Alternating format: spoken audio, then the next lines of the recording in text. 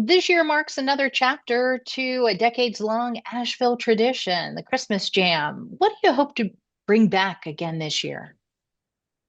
Well, hoping to bring back the camaraderie and the wonderful music that is associated with the history of Christmas Jam, thanks to all the wonderful artists and musicians and bands that are part of it. Especially since we had to skip last year due to the devastation of Hurricane Helene, it feels like even more important that we do this right now, and I think everybody feels the same way. Yeah, having to skip last year with the hurricane, puts a little special meaning on this year. And, does that, I guess, have an added meaning for you? Absolutely. We were really looking forward to doing last year. We hated not being able to do it during COVID, and we were really looking forward to the last year. And when we had to skip it, especially for the dire reasoning that was behind it, it made us think, well, we got to try extra hard to bring it back with a vengeance.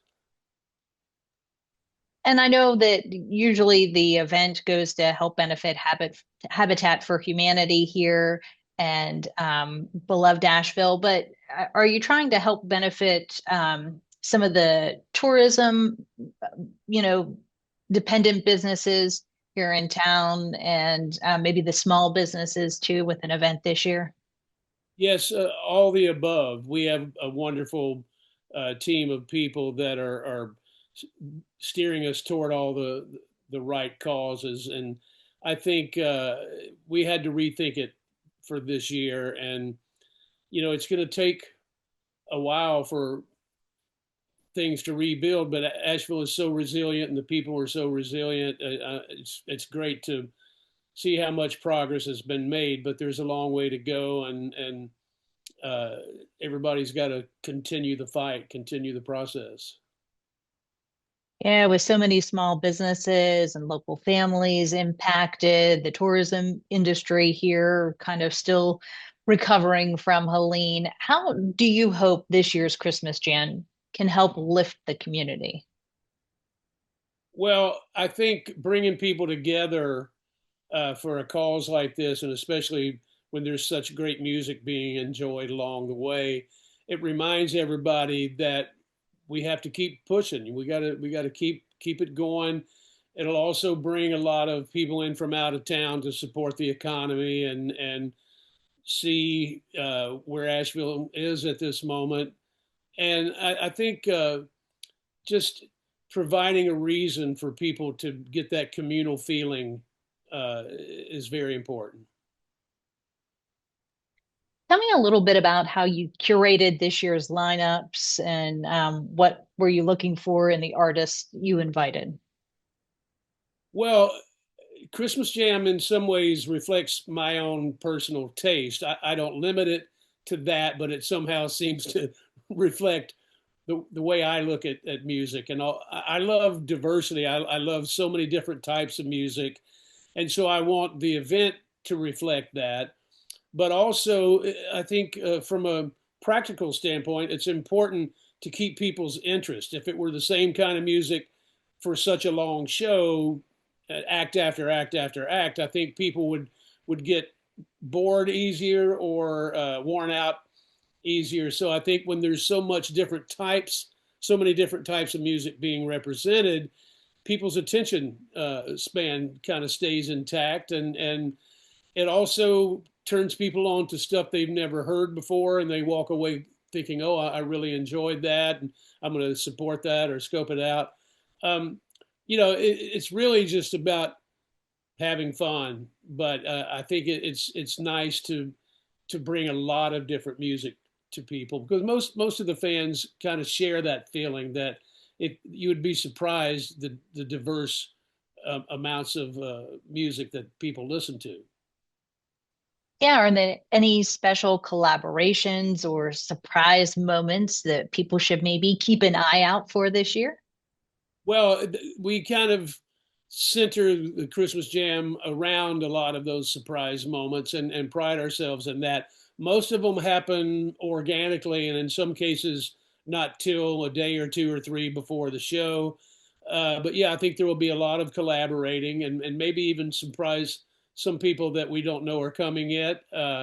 Nothing I can reveal in particular, but that the spirit of Christmas Jam is to get people together, even in cases where maybe they haven't appeared together before.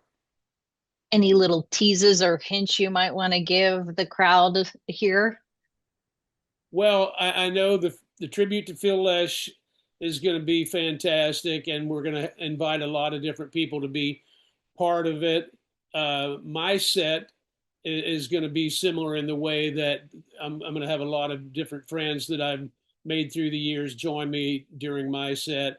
And the side stage now has turned into such a wonderful part of the show. While we're setting up the next act on the main stage, the side stage, which is actually on the main stage, tends to kind of present a lot of stuff that happens organically, and a lot of it's unrehearsed. We've had such amazing artists through the years be part of the side stage on a moment's notice. And so I'm really proud of that. Yeah, there have been so many different artists that have participated, legends, Dave Grohl, Sheryl Crow. What performances or collaborations have maybe over the years stood out to you or that you've been really glad to put together? Well, both of those that you mentioned were very special. And Dave Grohl performed on the side stage, which was really cool. He and I did something together over there. It was beautiful. Um, you know, the years that the Allman Brothers came were very special for me. The anniversary shows where we did two nights. John Paul Jones from Led Zeppelin at that time came all the way from the UK and fell in love with Asheville.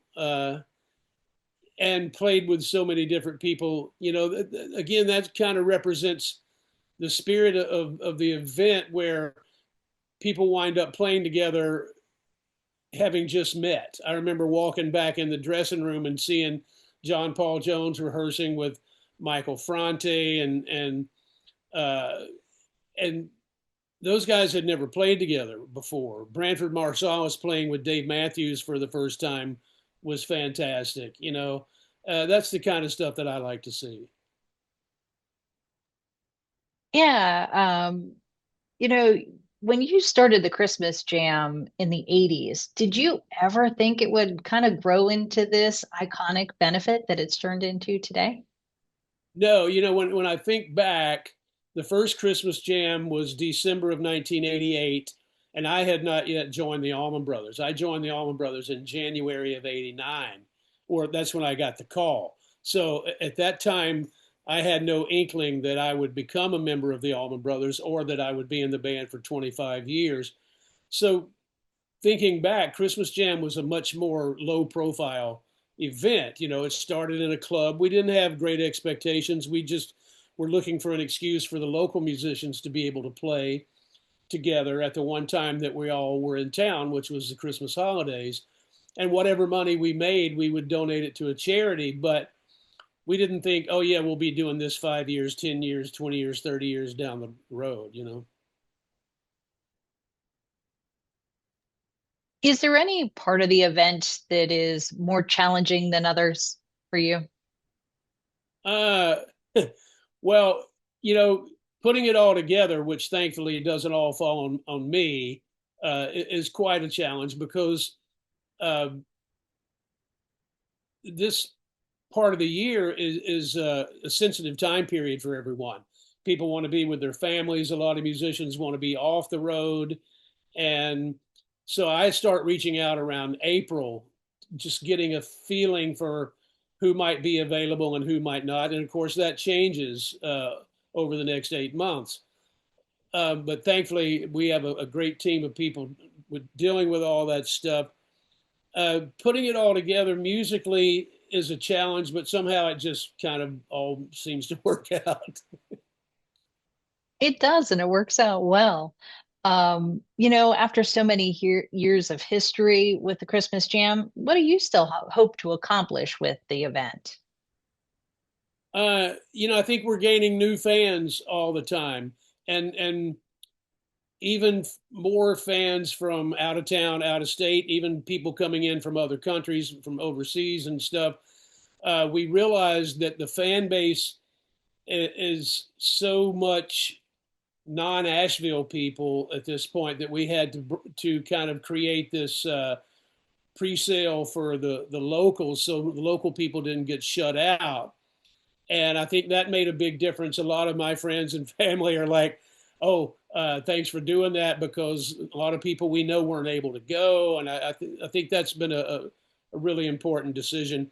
I think it's just great raising the awareness and doing it through music, which never hurts anybody. And the event has built homes for so many in this area, including the neighborhood that is named, it's after your son, right? Yeah, there's Hudson Hills named after my son. There's different street names, and you know, it's heartwarming to see that. Yeah, what does something like that mean, to be able to kind of accomplish in addition to this event that brings so much joy to the region? You know, it's a wonderful feeling. Having grown up in Asheville and seeing it grow from what it was when I was a kid, which was fantastic. But if you look at the difference in the music scene, when I was growing up, there was this underground music scene that was kind of like a microcosm of what it is now. Now Asheville's turned into one of those places that musicians and artists moved to Asheville for the scene, for the opportunity. And seeing that kind of go parallel and hand in hand with the growth of the Christmas Jam has been so beautiful to watch, because Asheville's always been an amazing place, but now I see people that didn't know about Asheville 10 years ago, 20 years ago, and now everybody you run into is a fan. Uh, when I first started touring around in the late 70s, early 80s, wherever I was, somebody would say, "Where are you from?" I would say Asheville, and they would never heard of it. Now I don't know anyone who's never heard of it. That's true. So does that make bringing some of the national acts that you bring in or national names, uh, you know, but you're still trying to spotlight some of those local artists and get them a little recognition too. Yeah, it makes it easier to get the national acts to come now because everybody wants to come to Asheville. But there's so much stuff going on locally, which is one of the reasons we started all the other splinter functions like Christmas Jam by Day. And now at the side stage, we can bring in local acts like Songbird Holler to be part of the event. And I think bringing the local more and more back into the fold kind of just gives it more personality and depth. Are there any dream collaborations that you haven't landed yet, but still hope to maybe make happen one of these days? Well, I've been talking to Bonnie Raitt the last several years about coming, and she and I worked together recently. We did a show in Europe together, and we've been friends a long time. We've played together a few times, and she wants to do it, but it's hard for this time of year for her to break away from family. But I would. She keeps telling me one of these years she's going to do it, and I look forward to that and a lot of collaborations accordingly. Very good. That sounds like a good one. Um, is there anything else you just want the community to know about this year's event, how it might be different than past years? Well, different and the same, because I think the thing that I'm most pleased with or most proud of is how diverse the lineup is and how many different music fans it will appeal to. And that's one of the things we're most proud of with Christmas Jam in general. It's going to be a really exciting show that covers a lot of ground artistically speaking. And, you know, I wind up watching every performance and enjoying every performance. And I think most people feel the same way. Yeah, I look forward. This year's lineup seemed great, although it always seems to be great. And I know people really missed it last year. Are there other organizations that will be benefiting from this year's show different than in the past?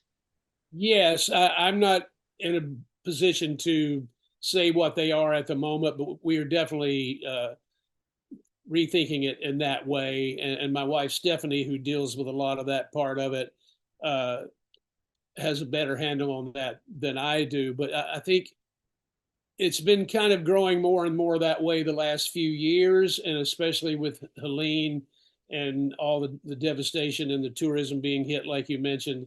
It just we have to mostly raise awareness on what people can do and give back to as many of these causes as possible. Well, on that note, can you share a moment from maybe a past jam when the power of the community really hit you?